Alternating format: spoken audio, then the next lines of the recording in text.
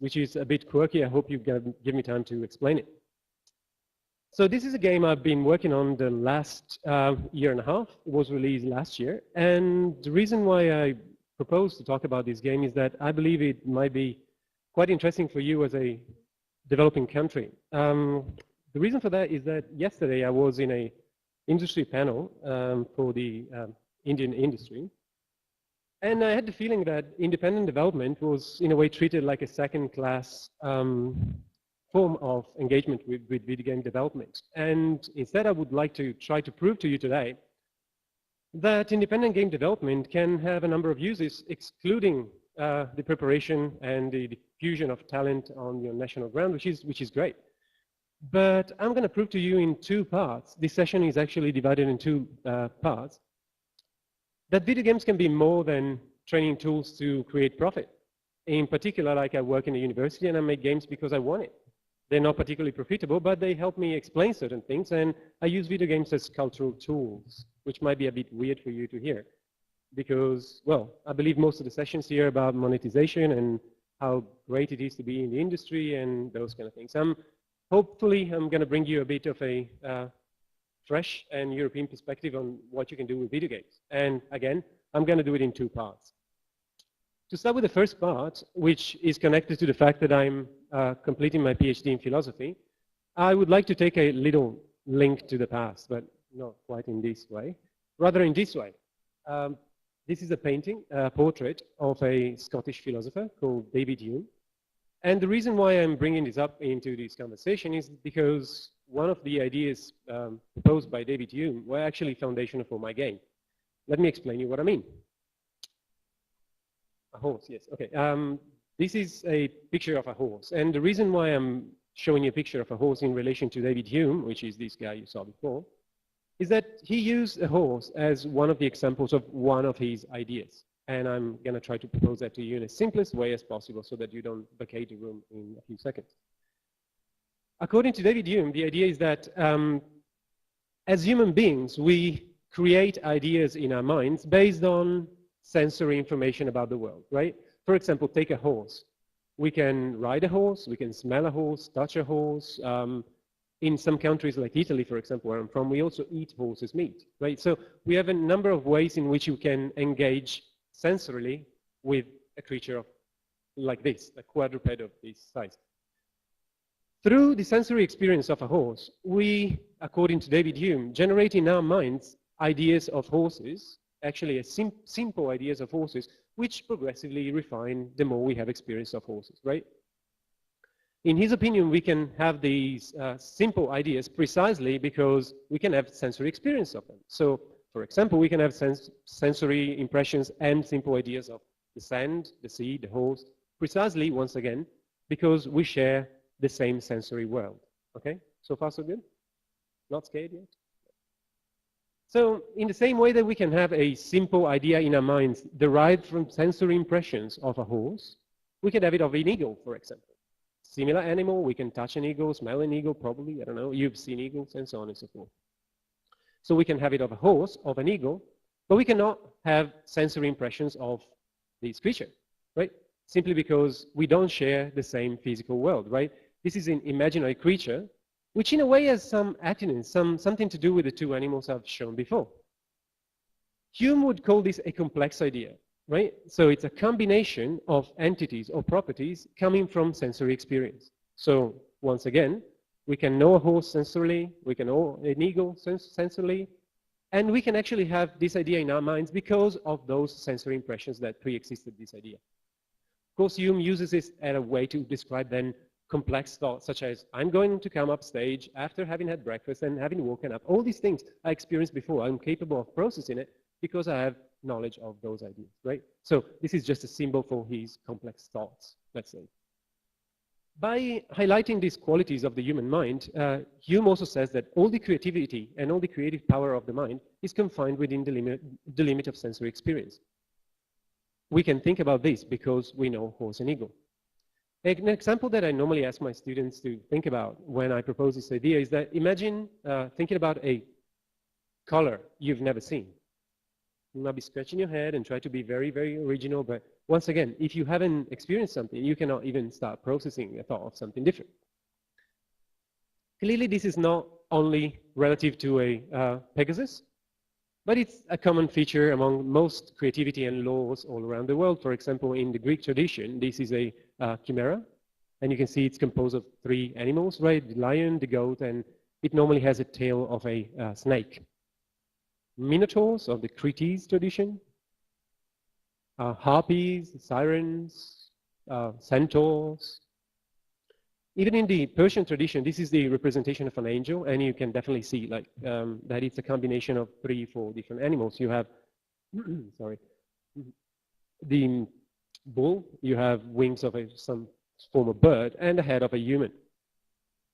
It's really a cross-cultural thing. Most creative and fantastic creatures or godlike creatures tend to be mixtures of animals, human parts, and composed of creatures and properties that you might recognize. For example, Anubis, the jackal, and so on and so forth. And you are certainly not immune to these sort of tradition and thought. I met some of you, which is the reason why I'm here speaking here today, in Singapore during a conference, and this is the symbol of the city of Singapore, which is the merlion, and once again you see like a combination, fantastic combination of 2 beasts. Oh yeah, I'm getting some water. So once again, it seems that according to this theory of Hume, everything that we create in our fantasies or any thought we're capable of derives from sensory experience to begin with. When these combinations take the form of animals with human heads, normally we talk about sphinxes, right? This is the Egyptian one. This is a representation of a Greek sphinx, right? So you see very similar combinations. In the Renaissance, the Greek sphinx also became a symbol for creativity.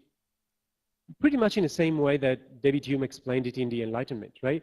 As in creativity being a combination of things you already know, just put together in a way which is unusual. And that's kind of similar in the icon that I showed you before for my game, right? It's a sphinx. So you have this combination of creativity, and in a way, if you know about the myth of Oedipus, for example, it's also like a representation of the puzzle, the quiz, the unknown. This is the icon for my game, the one I developed last year. I'm not the first person to use these kind of fantastic creatures in video games, especially when those games refer directly to, say, the Greek myth and mythology. This is, of course, God of War, and that is a chimera. This would be a mount for World of Warcraft. This is a griffin, and you see a combination of eagle and a lion. This is a Microsoft game of a few years ago called Impossible Creatures, and this is a menu in which you can actually, as a player, you can actually combine different beasts to obtain mixed properties. For example, in this case, you can have a tarantula wolf that bites and spits sort of gooey stuff. I don't know. This is an RTS game anyway. A game you might be more familiar with in terms of animals with combination, creative possibility, combinatorial possibilities as well, is definitely Spore, in which I think this menu and this screenshot shows quite clearly that you have sort of a closed set of things that you know or you can use, and an animal that is a combination of multiple parts that belong to that same logics. This is sometimes used for horrific effects as well. For example, this is a beast in Fallout 3. It's actually called the Centaur. And it's a combination of human parts reproduced and duplicated multiple times, and sometimes truncated and so on and so forth. In the Western tradition, at least, this sort of multiplication of human parts is usually believed to have an eerie effect. For example, if you see Silent Hill, and it all can be, in a way, connected to the work of Hans Bellmer in the modernist era. But I will not continue on this track. I mean, I think this is a very interesting topic that would probably take me an hour to talk about. So let's go back to my little game in particular and how that is connected to philosophical ideas. This is a very, it's a bit bright on screen. No, doesn't matter. This is a representation of what the game that I created looks like. And quite simply, you can see that it takes place within a book, right? You can move the pages of this book and so on and so forth. But the important thing is that there are paper creatures walking through this book. It's like a bestiary where mythological beasts and combinatorial beasts appear. In this case, you see a beast which is, probably you don't see it, I see it on my screen, but that doesn't really matter. It's comprised of a rhinoceros head and a condor body, right? It's walking past, it's walking out of the book, it's trying to escape knowledge in a way, so to leave the book on the other side of the page, and the player is asked to match this creature using 2 little cubes, and when that is achieved, the puzzle is solved. Clearly, more beasts are coming in, faster beasts, larger beasts. I'm going to show a trailer that might make it clear for you what I mean.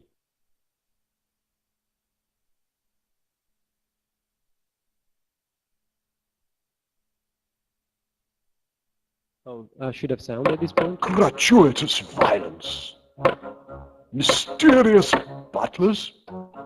None of them in Gua Le Nia.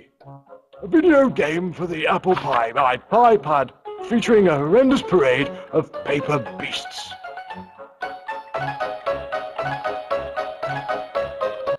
In this case, you see 3 modules instead of a 2 modules beast. And of course, as a player, you receive an extra cube.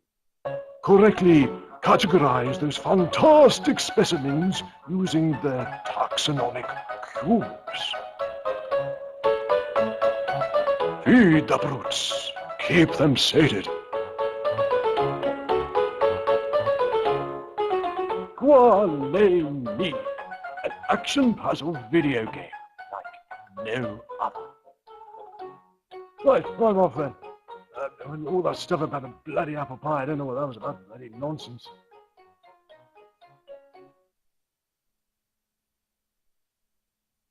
Let me go back to my presentation. Okay.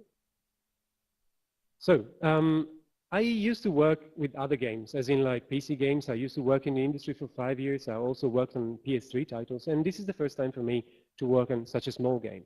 I went from the industry to teaching game design, and in spare time I can make crazy experiments like this one. This is an iPad exclusive game, right? It includes also the possibility to feed the beasts, make combination, extended gameplay. You don't need to know all that. What you need to know is that by understanding how to play this game, you eventually have absorbed the idea that fantastic creatures are made of modular parts that you used to know before, right?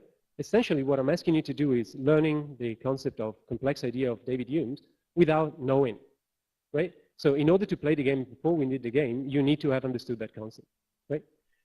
Of course, you can say, like, yeah, but you don't get the subtlety of David Hume's work. You can actually read more about it in the book. The book itself contains all this explanation. But even as a general player that just wants to play it, you are forced, if you want to perform in my game, to learn that notion.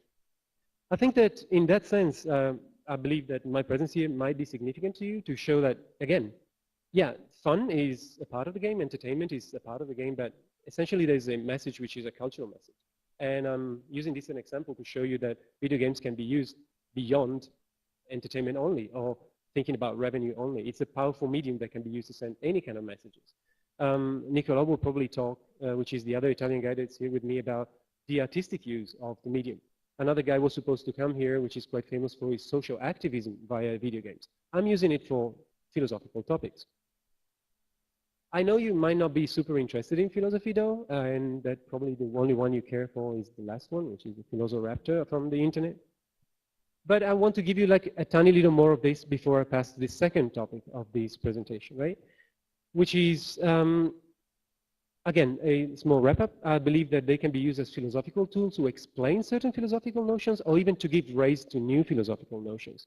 As such, video games could overcome some of the effects and the limitations that written text as a medium had during the development of thought. So all the knowledge that you've gotten about anything essentially in school was mediated by text, and that actually has some consequences in the way you absorb it. So I'm proposing video games as a supplemental tool to absorb certain notions or certain knowledge. And in that respect, I'm working on a other small game, which this is one of the characters. It's a grumpy prince. And the game is going to be forcing you to learn what it is like to live in a subjective, idealist world. And you, of course, will not know it. It's going to be silly and ridiculous, but yeah, you see my point. I can kind of sneak it in. maybe not. Okay, this is also going to be part of a project that I'm part of with a Italian academic consortium, according to which we believe that it is possible to also use video games as a language to criticize video games. So video games as critical tools, and I think that's also quite powerful. It's not necessarily related to the philosophical message of it, but I'm going to make a statement about how we treat the video ludic world from a subjective idealism point of view. And this is open to everybody, meaning that if anybody in the indie community is here and is interested to use video games as a means to criticize video games, the way we do it, the way we use it, how we treat our players, how do we understand design as a process, you can definitely participate. It can be a small game, can be a large game, whatever. And in case you're interested, there's plenty of information on how that's going to work. You're actually going to be published on an academic paper. We call it a call for games instead of a call for papers. So we really literally try to use these as cultural tools, academic tools. I'm going to leave it on so you can take notes in case you want to participate, and I'll also drink some more water. It's very bright. I mean, all these slides are going to be available for download anyway. So. The activity is called Games on Games. And, well, you will see a few coming up next year. I think my next game is scheduled for March, sort of, so I will make sure that I post to the people that I know here. Hopefully they will spread well.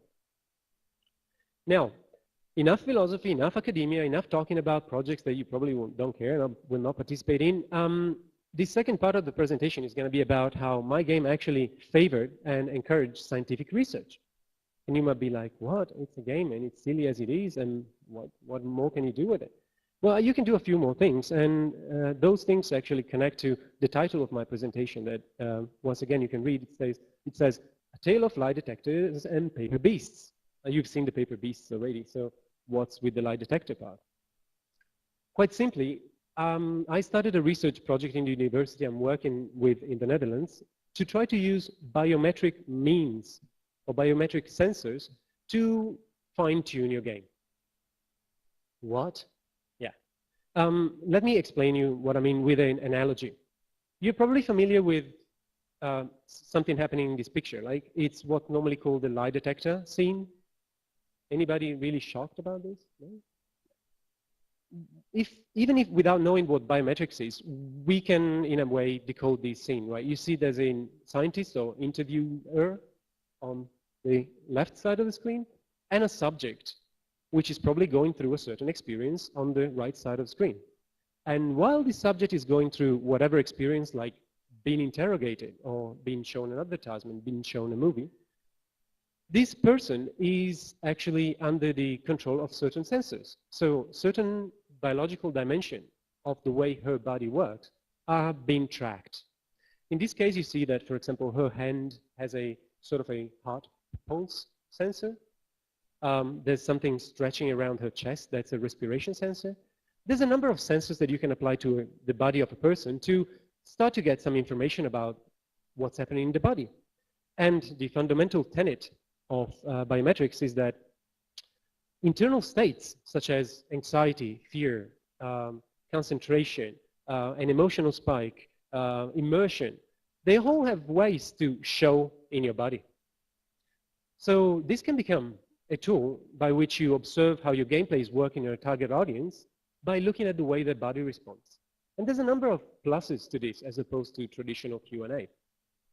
You might remember seeing something similar also in Blade Runner, when Deckard used to figure out when somebody was either a human or an android by scanning their retina, right, and testing their retinal responses.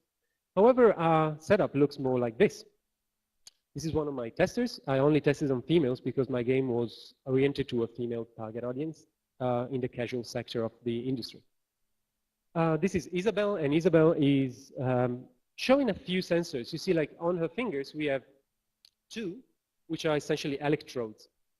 They measure skin conductance. So they sense a small current, not enough to electrocute her, alas. And the more you sweat, of course, the more your skin becomes conductive. So the more electricity will pass between these two electrodes. So we have in real-time check about how much you're sweating at that very moment while doing another activity, such as jumping over a monster, recombining a beast, and so on and so forth. Then she had a heart pulse on the middle finger. It's very, very small. It also recognizes blood pressure.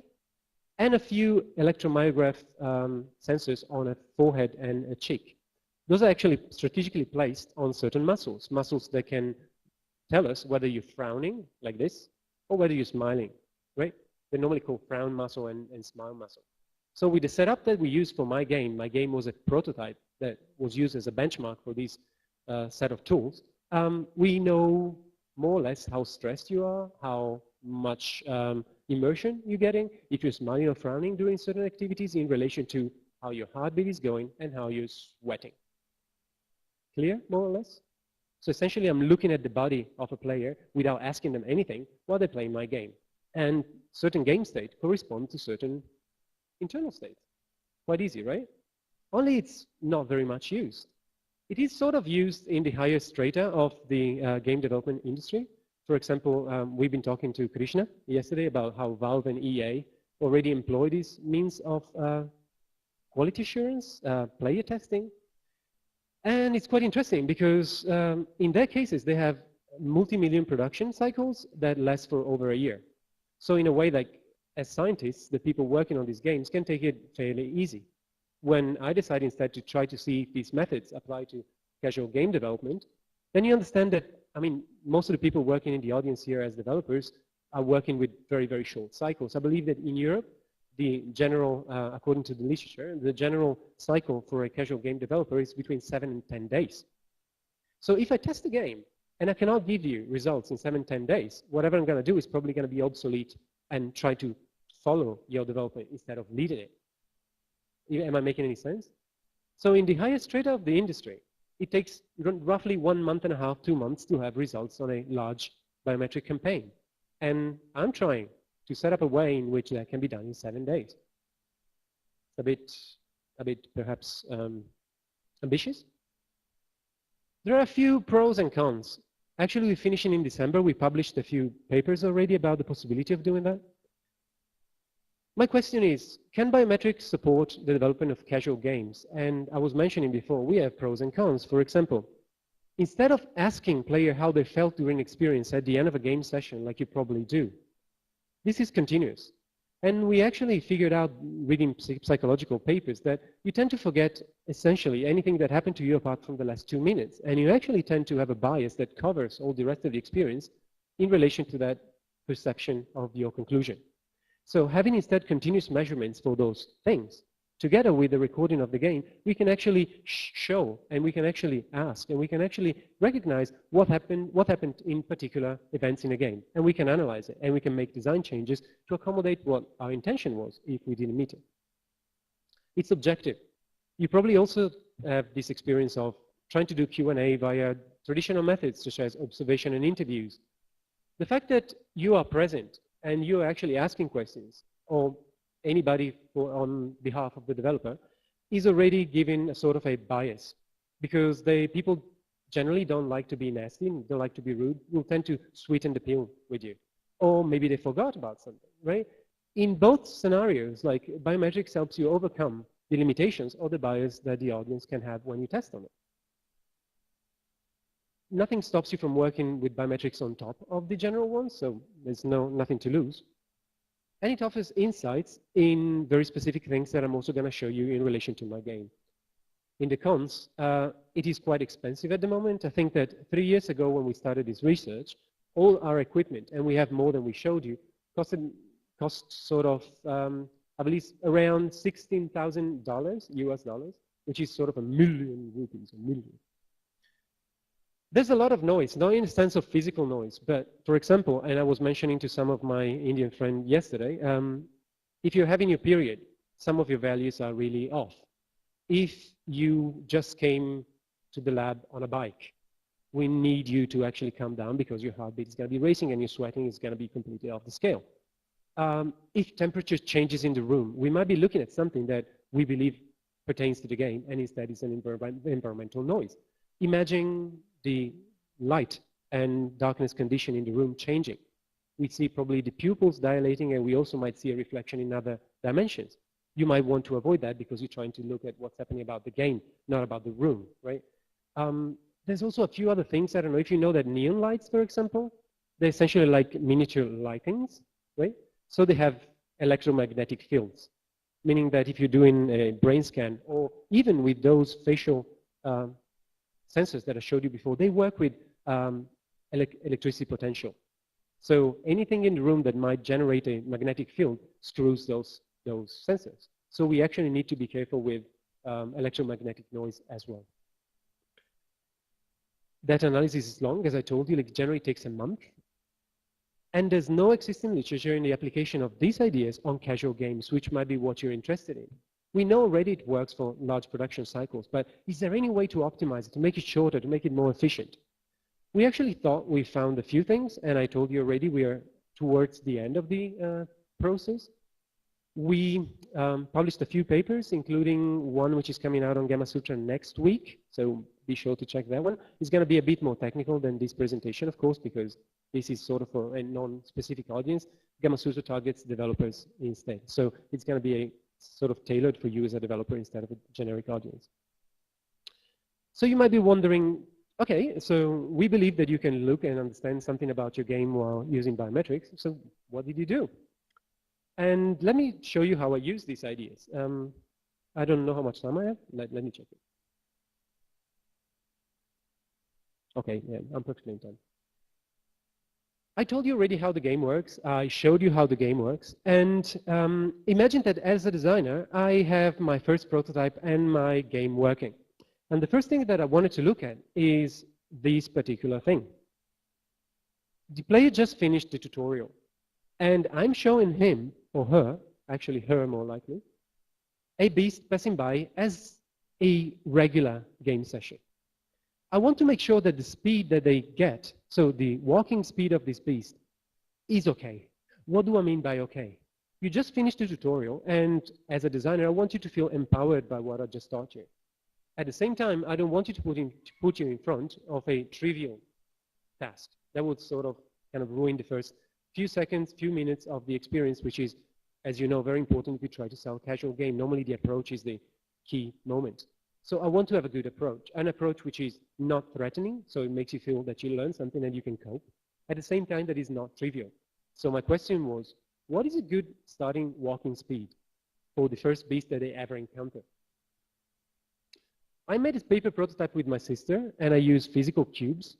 Right? The player actually is asked to manipulate cubes to match the top faces with the composition of the beast.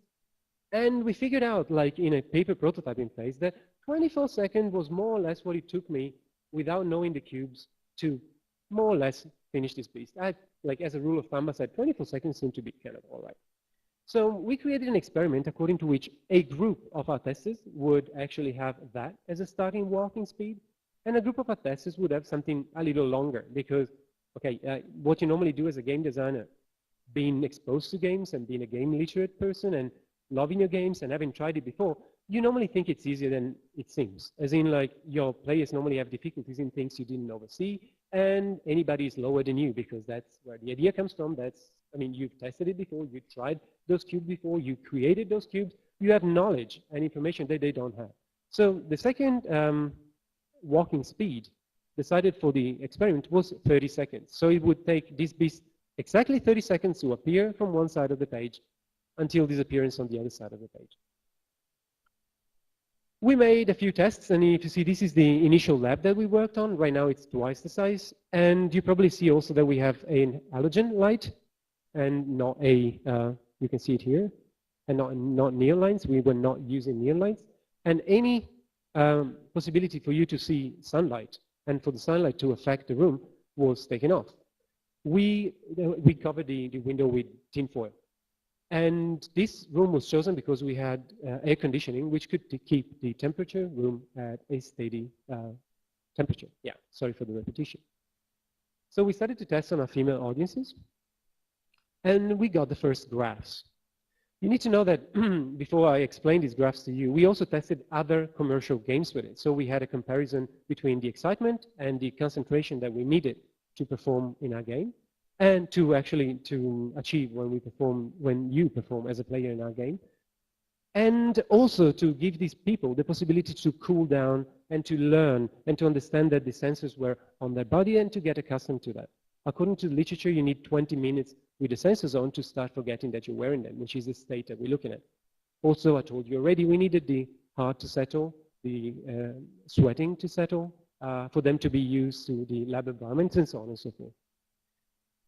The first results that we got is that the 30-second version was closer to that of a general casual game, but it was still too demanding on a cognitive level, which resulted in very high stress in general in the audience. Of course, the 24-second was even more stressful because they asked the player to act under even stricter time constraints. We also figured out that there were stress spikes during game overs. And as a designer, that's kind of worrying. Why?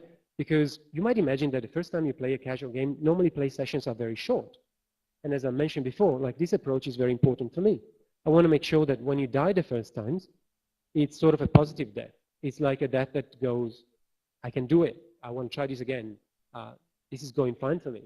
Instead, when you see a stress spike, you kind of go, I mean, are they feeling punished? Are they feeling overstressed? Is my game too hard?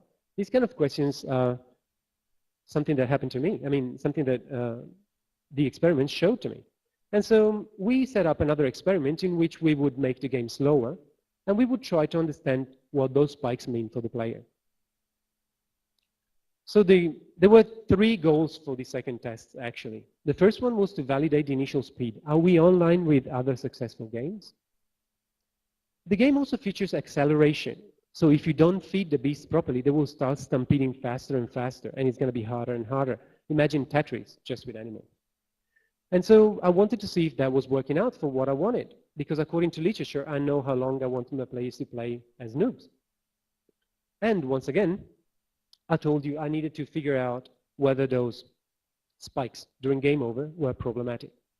So I'm going to show you something very interesting that I hope you can understand, because this is essentially all there is to the use of biometrics to game design. We tested again, and we got test results. And what I'm going to do right now is analyze a single graph together with you. Okay, I'm going to scream very loud because I'm going to go away from the mic for a second. The red line here, red lines mean game over. Okay? And you see the first one, that's the rock. Every dot represents a beat. A blue dot is a beat with the basic speed. A red one starts to accelerate. Okay? This graph is showing a very basic dimension, which is the skin conductivity. Again, the one that was comprised and was recorded using 2 electrodes. And it's a very basic way to recognize stress. Also, Valve, for example, made experiments on, say, Left 4 Dead, using, and also Alien Swarm, using essentially only this one. This is the, if the conditions in the room are okay, this is very, very simple and straightforward. So I'm going back to screening, okay? At the beginning of the game, this is the first time they actually started. Can you hear me? Awesome. You see that the stress level is very high. They don't know what to expect. Then the game starts, and this player encounters beasts at regular speed, the one that we set at 34. She's doing very well. She gets the first one, gets the second one, gets the third one, gets the fourth one, and then you see that the stress level is getting lower. It's a task that she can manage, right? Perhaps a bit too easy. You see like how the stress is like plummeting down. I don't know what to expect. Oh, I can take it, right? After 4 beasts, they start getting hungry. And so you have the first red one, first acceleration. What happens is that this beast leads to game over. She didn't expect the speed increase, and so you get to a game over position, which again is this red line. Together with the game over, what you see is that stress spiked up. We made this test game so that one game session would follow another, so we would not lose or we would not be, I mean, we would know exactly why she was very scared or very stressed at the beginning to start with. Let's look at the second session. You have a very similar behavior in the first beasts, right? She definitely can manage the slow ones, right? Very downwards, It starts to accelerate, and you see that the general curve is starting to tilt up, but not as sharply as in the first time around. So the next four beasts have a accelerated pace. But she looks like she can sort of cope, right? Second time around, she can cope with the first acceleration. The beasts accelerate again, and you see another big spike that leads to game over 2 beasts after. So first time around, she cannot cope with high speed. Second game, she can very well cope with the basic one, starts to cope with the first acceleration, and then fails. Another little spike. It's less than the previous one, but it's okay. Third game, you see another pattern, like blue beasts going down. In the second group of beasts, she's almost horizontal. That says, in my opinion, and in the way that we interpreted it, I can cope with this just right. It doesn't make me stress. It doesn't make me relax, saying that I can completely take it. At the third level of your test, she could take those beasts as if it was just the right speed. Then the second acceleration, it reminds of the first acceleration, right? Do you see that? She's sort of moving her threshold of capability and literacy within this game, an acceleration at a time, it seems. And then you see her spike again. I think you can read that, right? So in my opinion, what I'm reading here is that this tester in particular can cope very well with the slow ones and is learning precisely how I want it, step by step, to cope with the fast ones. In 5 minutes of gameplay, she's already at 3 minutes per gaming session, which is my goal as a designer. So if in 5 minutes I get you to play with chunks, which are according to literature, desirable chunks of gameplay, then I did my job all right. Actually, we figured out that for most of the other testers, this was a bit harder. So the game was tuned to be a little simpler. But I picked this one because it's particularly interesting for another reason. And I'm going to show you that. So imagine this is play session of subject 35. And it's essentially 1, 2, 3 games of my game. I'm going to overlay, actually I'm going to just substitute the same session with another dimension, right? Here we were looking at skin conductivity, and in the next one we're going to be looking at the smiling muscles that I showed you on Isabel's face, okay? What you see here is that she was sort of smiling at the second blue beast of the first go, and she was smiling at every single game over, right? So during interviews, we go like, you realize that your stress was peaking during game over? Yes, I knew. And you were also smiling. Yes, I know. Can you explain that? Okay, yeah. The point is that I sort of saw the beast going, and it's not game over until it's completely gone. So you see the butt for a little more, right? And she had the impression that with a little more time, she could have done it, right? Precisely because it's not game over as soon as it touches like an abstract point, but you still have a little leeway to perhaps squeeze some performance in. And she was like, oh, yeah, God, almost did it. You see what I'm saying? Okay, that was positive to me because also in interviews, it appeared that they wanted to keep playing even when the game was over. So, and that was very positive for me. But I also kind of look at some things like, you see this beast here smiling? This beast here smiling? And if we go on this graph, there's no indication that they're particular, right? The second beast is actually very much following the pattern. And which other one was that? Third one in the second session. And it's perfectly in line with the stress. So, and we asked, you smiled at that, and we don't understand why. I don't know. They didn't know, right? So we got the videos, and we figured out that when we had those spikes, which were not related to game over, those spikes were actually related to the fact that some beasts have very large body and very small heads, or very small heads and very big heads and very small bodies. When the proportions were very off, we would see those smiles during gameplay without it corresponding to a stress spike.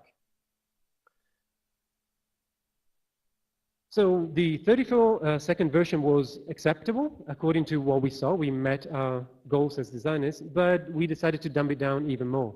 So the final result, the final decision was put at 36 seconds, and the acceleration curve was slightly smoother. We were lucky enough to be very well critically received with this game. We got very high grades everywhere. We currently have a Metacritic score of 83%, which is pretty good. I mean, especially for a game which is as ridiculous and has some forced philosophy into it, it's not too bad. We tested other games with it. And we're working with our Holland industry partners to release more games that are tested via this way, showing that this is a possible approach for casual game developers as well. It might cost you a little to begin with, but it gives you insights that you wouldn't have normally. Now, I'm not hoping that especially Indian casual developers can adopt something like this. I imagine you can't, but outsourced services like this are growing all over the world, and the technology is becoming more and more cheap.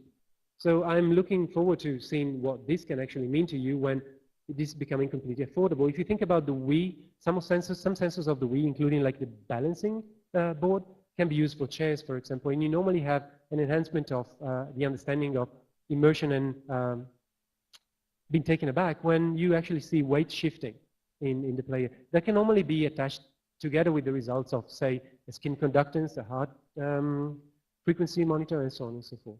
So there are plenty more results that you can read in our papers. I'm not going to go through them now. This was our pioneer project, right? The next game I'm working on doesn't include biometrics, but I think this is an interesting topic for you to look at. My game stimulated research and also perhaps opened a new field for more casual game people to test their games, of course. And in case you're a hardcore sort of player or you're developing games which are for the AAA market, this set of tools, these optimized set of tools and methodologies that we're developing can also be applied simply to the other one.